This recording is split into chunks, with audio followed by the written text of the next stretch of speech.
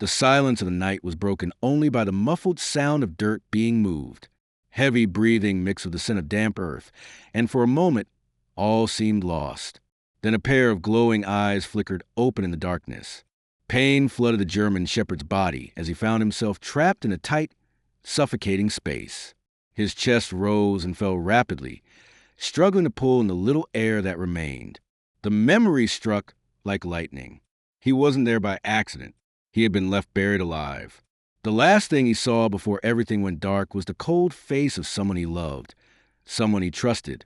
Callum, his owner, the man holding a shovel, the dirt falling over him, the crushing weight, the fear. And now, Huxley had to get out. With desperate effort, he started to dig. His paws were weak, trembling with each movement, but he refused to give up.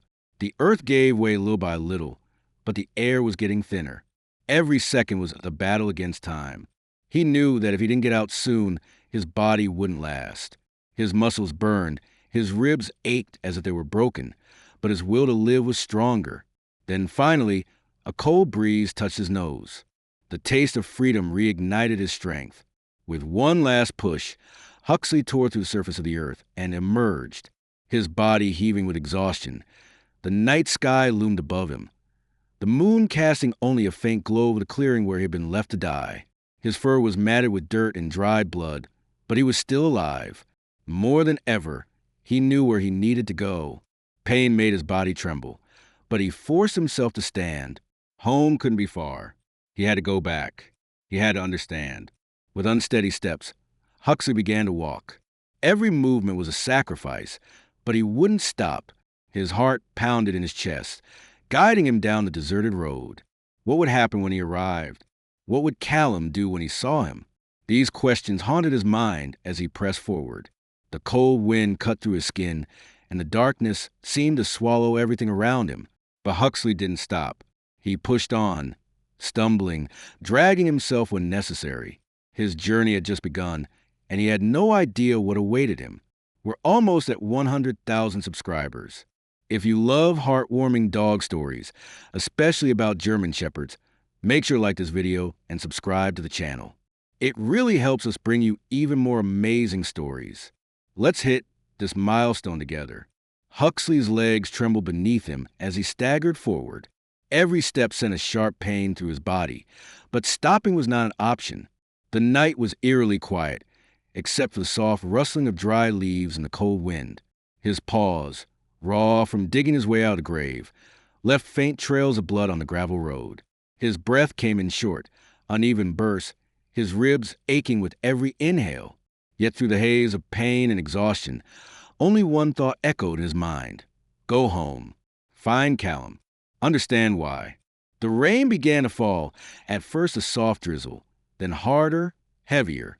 It soaked through his thick fur, washing away some of the dirt and dried blood, but bringing a deeper chill that burrowed into his bones. His vision blurred, the road stretching endlessly ahead, a dark path winding through the wilderness. He didn't know exactly how far he had to go, but instinct pulled him forward, guiding him through the night like an invisible force. Memories flickered in his mind between flashes of pain. He remembered running through the yard, his paws kicking up fresh green grass as Callum laughed, tossing a ball for him to chase. He remembered curling up by the fireplace on cold nights, the warmth of the flames reflecting in Callum's tired but kind eyes. He had been loved once, hadn't he? What had changed? What had he done to deserve this? A sudden sound snapped him out his thoughts. A distant growl of an engine. His ears perked up. Headlights pierced through the rain as a truck approached from behind. For a moment, hope flared inside him. A human. Maybe they would help him. Maybe they would take him home faster. With the last of his strength, he turned toward the road and limped into the headlights. His body weak but determined. The truck didn't slow down. With a violent rush of air and the deafening roar of the engine, it swerved past him, tires kicking up a spray of muddy water. Huxley barely had time to jump aside before the massive vehicle disappeared into the distance, leaving him alone once again. The realization hit him like a blow. No one would stop for a stray dog, especially one as battered and broken as he was. He was on his own. The rain continued to fall. His legs felt heavier with each passing moment, but the thought of Callum's house, his house, kept his body moving. He didn't understand why Callum had buried him, why the man he had trusted above all others had turned against him. But he would find out. He had to. And so, step by painful step, Huxley pressed on through the storm, unaware of the terrifying truth that awaited him at the end of the road. The house stood just beyond the rain, exactly as Huxley remembered. Warm light glowed from the windows, casting a soft yellow hue against the night. The porch, the familiar wooden steps, the scent of damp earth, it all felt like a distant memory coming back to life. His legs trembled as he climbed onto the porch. Each step sent a jolt of pain through his battered body. But he was here. He had made it with the last of his strength. He lifted a paw and scratched weakly at the door. From inside, footsteps echoed. A shadow passed behind the frosted glass panel. Huxley's tail gave the slightest wag, hope flickering in his tired eyes. The door creaked open. There stood Callum, his own, the man who had raised him, played with him, loved him. But something was wrong. Callum didn't move. His face drained of color as his wide eyes locked onto Huxley's filthy, bloodied form. He wasn't happy. He wasn't relieved. He was afraid. Huxley let out a soft whimper, stepping forward, expecting warmth, a touch, anything to tell him that this was still home. But instead, Callum stumbled back, shaking his head in disbelief. His lips parted, his breath unsteady. "No, this isn't possible," he whispered, his hands trembling, his entire body rigid. Before Huxley could react, a second voice came from inside the house. A woman's voice. "Callum, who is it?" A blonde woman appeared in the hallway, wrapped in a thick robe. Her expression shifted from curiosity to sheer terror the moment she laid eyes on Huxley. She screamed. The sharp sound pierced through the rain, making Huxley flinch. Callum turned to her, his voice breaking. "It's Huxley," he choked out. "He's alive." The woman's face twisted in horror. "That's not possible, Callum. We buried him. I saw you do it." Huxley's breath hitched. Buried. The word hung in the air like a death sentence. He looked at Callum, searching for something, a sign that this was a mistake, that this was all a misunderstanding. But Callum wouldn't meet his eyes. Instead, his face hardened, his jaw clenched, and his hand shot forward, grabbing the door. Before Huxley could take another step, the door slammed shut. The sound echoed through the porch, followed by the sharp click of the lock. The warm glow from inside disappeared, leaving him alone in the cold, in the rain, in the dark. He had made it home, but home no longer wanted him. And as he stood there, water dripping from his fur, wounds burning, heart pounding, he finally understood. Callum hadn't buried him by mistake. Callum had buried him because he wanted him gone. The door remained shut. Huxley stood motionless, the rain soaking through his fur, chilling him to the bone. His breathing was ragged, his legs shaking beneath him. He had spent every last ounce of strength crawling back to this house, to his house, believing that once he made it here, everything would be okay. But the door had closed in his face. The warmth, the comfort, the safety, it was gone. For a long moment, he simply stared at the door, trying to understand. His ears flattened, his tail hung limply between his legs. He scratched at the wood again, weaker this time, letting out a quiet whimper. He wasn't angry. He wasn't looking for revenge. He just wanted to go inside. He wanted to lay on his old bed in the corner of the living room, feel Callum's hand rest on his head, hear his voice saying, "Good boy, Hux." But that voice was gone. That love was gone. From inside, muffled voices rose in urgency. Huxley could hear the woman whispering in a panicked tone, "Callum, we can't just leave him out there." Her words were sharp, but Callum's response was even sharper. "He wasn't supposed to come back," he hissed. "I made sure of it." The word sent a cold shock through Huxley's aching body.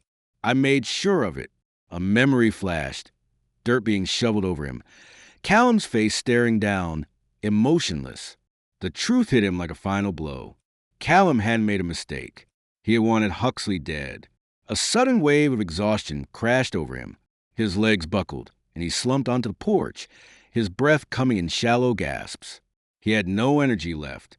He had fought for hours, claw his way out of the ground, drag himself home, only to be turned away. His body had reached its limit. Was this how it ended? Alone in the cold, outside the home that had once been his? A light flickered on upstairs, illuminating the wet grass beyond the porch. Huxley's gaze followed the faint glow. His instincts kicked in. If he stayed here, Callum wouldn't help him. He had to leave. He didn't know where he would go, but his body moved before his mind could catch up. With one last painful effort, he pushed himself onto unsteady legs and stepped down from the porch. His paws hit the muddy ground, and the weight of the world pressed down on him. He took one slow step forward, then another, each one carrying him further from the only life he had ever known. As he reached the edge of the yard, he turned his head one last time. The house stood silently against the night, its warm glow mocking him. No one came outside. No one called his name. The door remained shut. A final breath escaped his lungs, and then, without another glance back, Huxley disappeared into the darkness. The night stretched endlessly before him, a vast, indifferent void. Huxley moved through the darkness, his body running on nothing but instinct. Every step sent fresh waves of pain through his battered frame, but stopping meant surrendering to the cold, to the exhaustion, to death. The house, the only home he had ever known, was behind him now, its warm lights shrinking into the distance. There was no going back. The rain had finally stopped, leaving the air damp and heavy. Huxley's paws sank into the muddy earth. His fur clung to his skin. The road ahead was empty, endless. His ears flicked at distant sounds, an owl hooting, leaves rustling in the wind. But no footsteps followed him. No voice called his name. He was alone for the first time in his life. There was no one waiting for him, no one searching for him. His legs wobbled beneath him, his body reaching its limit, his energy drained. He needed shelter, somewhere safe, somewhere warm. But where? He had never been beyond Callum's property, never wandered farther than the neighborhood park. Now, the world felt impossibly large, filled with shadows and uncertainty. His instincts told him to keep going, but to where? What was he looking for? A home? A person? A reason to keep fighting? His ears perked at the faint sound of rushing water. A river. The scent of damp earth and algae filled his nose, guiding him forward. The trees parted to reveal a shallow stream, its surface glistening under the pale glow of the moon. He stumbled toward it, his throat burning with thirst. Lowering his head, he lapped at the cold water, each sip reviving him just enough to stand a little longer. But just as his heart began to slow, a noise from the other side of the river made his fur stand on end. A growl, low, deep, not his own. Huxley's head snapped up, his muscles tensing despite the pain. Across the water, just beyond the tree line, eyes watched him. Dark figures moved between the branches, their silhouettes barely visible in the shadows. Then the scent hit him. Dogs, not friendly ones. A second growl rumbled through the night, followed by the crunch of paws against wet earth. More shapes emerged from the darkness. 3, maybe 4. Large, lean bodies, their fur rough and unkempt. Strays. Huxley had never encountered dogs like these before. Dogs that belonged to no one. Dogs that had learned to survive on their own. Dogs that saw him not as one of them, but as a threat. The largest of the group stepped forward, lips curling back to reveal sharp teeth. His growl vibrated through the air, a warning. Huxley's legs trembled.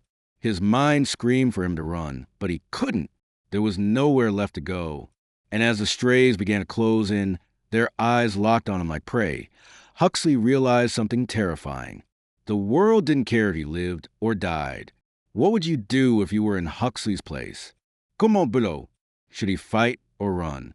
How can he escape the situation? Share your thoughts and theories in the comments. The largest stray took another step forward, his growl deepening. The others followed, their eyes locked onto Huxley with a hunger he had never seen before. These dogs were nothing like him. They had never known the warmth of home, the touch of a loving hand. They had fought for every scrap of food, every inch of territory. And now he was in their way. Huxley's instinct screamed at him to run, but his body refused to move. His legs were weak. His wounds burned. Every breath felt like fire in his lungs. The leader of the pack, a massive, scarred mutt with torn ears and cold, calculating eyes, tilted his head as if amused by Huxley's pathetic attempt at defense. He let out a short bark, and the others began to fan out, surrounding him. Huxley's heart pounded.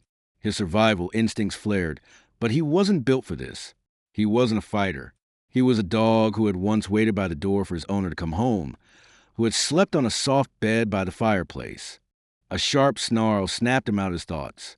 One of the strays lunged, aiming for his side. Huxley barely dodged, pain ripping through his body as he stumbled back.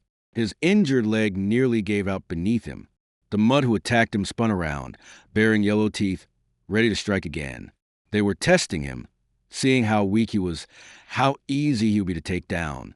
Huxley's breath came fast and uneven. This was it. He had crawled out of the grave, survived a long road home, only to die here, in the dirt alone, surrounded by strangers. His mind raced, searching for an escape, but there was none. The river was too deep to cross, the woods too thick to run through. He was trapped. The leader stepped forward now, his eyes cold and merciless. The final blow was coming. Huxley braced himself, his body trembling. He didn't want to die, but as the stray lunged, a deafening roar split through the night. Not a growl, not a bark, something else. A sound so powerful, so dominant, that the pack froze in place. Even Huxley felt his body go rigid. From the darkness, a new figure emerged, bigger than any of the others, stronger. A thick-coated dog with piercing golden eyes and a presence that commanded fear. His fur was dark, speckled with old scars, and his body was built for battle. The leader of the pack immediately took a step back, ears twitching. Who was this dog? The newcomer didn't hesitate. He moved swiftly, stepping between Huxley and the strays. His deep, rumbling growl carried authority. The other dogs hesitated. Their postures changed, less aggressive, more uncertain. The leader bared his teeth, but didn't advance. For a moment, the night held its breath. Then, in an instant, the pack turned and vanished into trees, their shadows melting into the darkness. Huxley remained frozen, his breath shallow, his body barely able to stay upright. He turned his head slowly, looking up at the dog who had just saved his life. The golden eyes studied him, unreadable. Then, without a word, the stranger turned and began to walk away. Huxley didn't know who he was, but he knew one thing. He had just been given a second chance. The dark-furred dog moved with quiet authority. His massive frame cut through the night like a shadow. Huxley stood frozen, his body aching, his mind racing. Who was this? Why had the pack fled at the mere sight of him? The stranger didn't look back, didn't hesitate.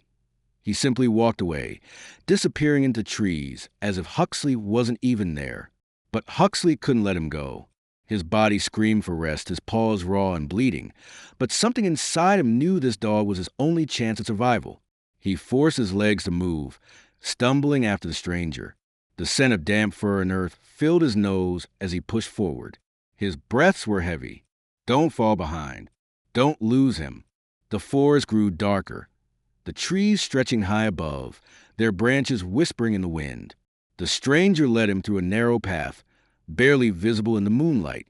Huxley struggled to keep up, his vision blurring at the edges. But he couldn't stop, not now. The stray pack would come back. The cold would consume him. He had nowhere else to go. After what felt like an eternity, the stranger finally slowed. A clearing emerged ahead, sheltered beneath the thick canopy of trees. The ground was dry, covered in leaves and scattered bones. The scent of other dogs lingered here, but not like the pack from before. This place felt different. Not a battlefield, but a refuge, a home. The stranger finally turned his golden eyes onto Huxley. Up close, he was even more intimidating. His body was covered in scars, his fur thick but rough. His gaze was sharp and unreadable. When he spoke, his voice was low, steady. "You're lucky to be alive." Huxley swallowed hard, lowering his head slightly. He had so many questions, but the words wouldn't come. His body ached, his mind clouded with exhaustion. The stranger watched him for a long moment before speaking again. "You don't belong out here." His tone wasn't cruel, just a matter of fact, as if he'd seen too many like Huxley before, dogs that weren't meant for this life, dogs that wouldn't survive. A lump formed in Huxley's throat. He knew it was true. He had spent his life in a warm home, eating from a clean bowl, sleeping on a soft bed. He had never fought for food, never had to earn his place. And now he was out here, broken and lost, with nowhere to go. The stranger turned away again, heading toward a large hollowed-out tree at the edge of clearing. He laid down, his powerful frame stretching across the ground. "Rest if you want," he muttered. "Leave if you don't." Huxley hesitated. His legs wobbled beneath him, his body screaming for sleep. But could he really trust this dog? He had already been betrayed once, left for dead by the person he loved most. What if this was another trap? But as the wind howled through the trees, the memory of the locked door flashed through his mind. Callum wasn't coming for him. He had no choice. Slowly, cautiously, Huxley stepped forward. He curled up on the cold ground, his body aching, his heart pounding. The stranger didn't move, didn't speak again. For the first time since clawing his way out of the grave, Huxley let his eyes close. Sleep pulled him under like a tide, deep and dreamless. And for the first time, he didn't know what tomorrow would bring. Morning came slowly. The weak sunlight filtered through the dense trees. Huxley's body was stiff, his wounds throbbing as he shifted on the cold ground. For a brief moment, he forgot where he was. He expected the scent of fresh coffee drifting from the kitchen, the soft sound of Callum's footsteps across the hardwood floor. But when he opened his eyes, reality hit him like a stone. The forest, the pain, the betrayal. The large, scarred dog was already awake, sitting near the edge of the clearing, his golden eyes scanning the woods. He hadn't spoken to Huxley since last night. He hadn't asked questions, hadn't offered comfort. Just let him stay. And somehow, that had been enough. Huxley forced himself up, his legs shaky but holding. He needed answers. "Who are you?" His voice was barely more than a whisper. The stranger flicked an ear, but didn't look at him. "Name's Rowan." Rowan suited him, strong, unyielding. Huxley swallowed, his throat dry. "Why did you help me?" Rowan finally turned his head, his golden gaze unreadable. "Because you were about to die," he said simply. "And I don't like watching good dogs die." Something about the way he said it made Huxley's stomach tighten. How many had he seen die? How many had come through here, lost and broken like Huxley was now? He wanted to ask, but Rowan was already standing, shaking the leaves from his fur. "If you're staying, you work," he said. "If not, leave before you're too weak to walk." Huxley hesitated. He wasn't sure what he had expected. Kindness? Sympathy? Rowan wasn't like that. He didn't waste time on words or emotions. He was a survivor. And if Huxley wanted to live, he would have to become one too. The thought sent a shiver through him. Could he? Could he become like Rowan? A dog who didn't rely on humans, who didn't flinch at pain or fear. The image of Callum's face, pale and terrified, flashed in his mind. He had no choice. "I'll stay," Huxley said, his voice stronger this time. Rowan studied him for a moment, then nodded once. "Then let's see if you're worth keeping." With that, he turned and disappeared into the trees. Huxley took a deep breath and followed. Rowan moved through the trees like a shadow, his steps careful, deliberate. Huxley followed as best he could, his body aching, his mind clouded with exhaustion. Every part of him screamed for rest, but he forced himself forward. He couldn't be weak, not anymore. The forest was alive with sounds, birds chirping the branches, leaves rustling the breeze, distant movements from unseen creatures. Rowan barely reacted to any of it, but Huxley's ears twitched at every noise. He wasn't used to this. He had always lived behind fences, where the loudest sound was the hum of passing cars. This world was different. It was unpredictable, and it didn't care if he was ready for it. Rowan suddenly stopped, lifting his head to sniff the air. Then, without a word, he crouched low, his muscles tense like a coiled spring. Huxley swallowed hard, doing the same, though his stance was clumsy. Something was nearby. A rabbit. It sat just a few feet ahead, nibbling on a patch of grass, unaware of the danger. Rowan's golden eyes flicked to Huxley. "Food," he murmured. Catch it. Huxley froze. Catch it? He had never hunted before. His food had always come from a bowl placed gently on the kitchen floor. He had never needed to chase, never needed to fight for a meal. His stomach twisted, not from hunger, but from doubt. He started, but Rowan's low growl cut him off. You want to survive? Then act like it. Huxley hesitated, only for a second longer. Then, heart pounding, he lunged. The rabbit bolted. Huxley ran after it, pushing his aching legs harder than he thought possible. The wind roared in his ears. The trees blurred past him. The rabbit zigzagged, fast, clever. But Huxley was fast too. His instincts took over. His paws pounded against the dirt. For a moment, he felt something familiar. The thrill of the chase. The same feeling he used to have when Callum would throw a ball across the yard. But this wasn't a game. The rabbit veered left. Huxley followed, but it was too slow. It vanished into a burrow beneath the tree. He skidded to a halt, panting, frustration burning in his chest. Rowan appeared behind him, silent as ever. He stared at the empty burrow, then at Huxley, not angry, not disappointed, just watching. Huxley looked away, ashamed. I lost it. Rowan sat down, his expression unreadable. You'll get another chance. Huxley blinked, surprised. No anger, no insults, just a simple fact. He would have to try again. For the first time, he realized something. Rowan hadn't saved him just to let him waste away. He wasn't going to pity him or hold his paw. He was going to teach him, make him stronger. And whether Huxley succeeded or failed was entirely up to him. Huxley took a deep breath. His legs were shaking, his stomach empty. But deep down, something inside him had changed. Tomorrow, he would try again.